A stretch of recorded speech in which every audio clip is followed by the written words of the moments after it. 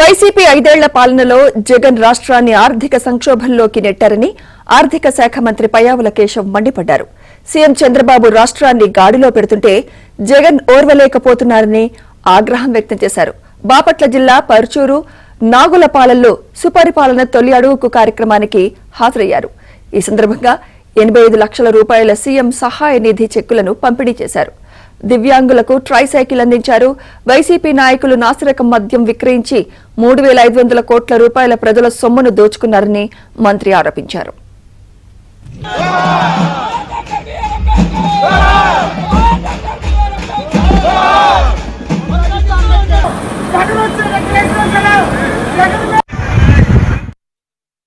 రాష్ట్రాన్ని ఒక పేషెంట్ లాగా మార్చిపోతే ఆ కేంద్ర ప్రభుత్వం బీజేపీ మనతో ఉండడం వల్ల ఆక్సిజన్ ఇచ్చి ఇప్పుడిప్పుడు గాడిన పెట్టేటువంటి ప్రయత్నం వచ్చింది. 10 లక్షల కోట్ల వరకు అప్పు చేసిపోయినారు. కట్టాల్సిన అప్పులు ఇమీడియట్ గా కట్టాల్సినవి 1,00,000 కోట్ల పైన ఉండిపోయినాయి. మనకు వచ్చే ఆదాయం ఎంత అంటే జీతాలకే సరిపోదు. దేశం మొత్తం మీద కూడా సర్వే చేస్తే ఇక అప్పు తీసుకోలేని పరిస్థితుల్లో ఏ రాష్ట్రం ఉంది అని అంటే పంజాబ్, చివర్లో ఆంధ్రప్రదేశ్ ఉంది.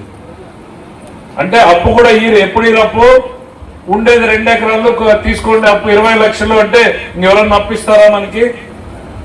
ఆ పరిస్థితుల్లో రాష్ట్రాన్ని పెట్టిపోయారు ఈరోజు.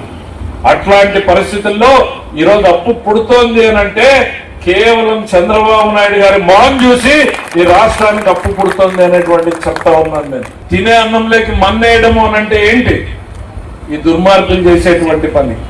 ఆడేమో అప్పు పుట్టకుండా చేస్తారు, వీటికి వచ్చి పొగాకు రైతులతో కొనుక్కోలేదు అని దొంగేడుపులు ఏడుస్తారు. వీళ్ళ వాస్తవ స్వరూపాన్ని గమనించండి.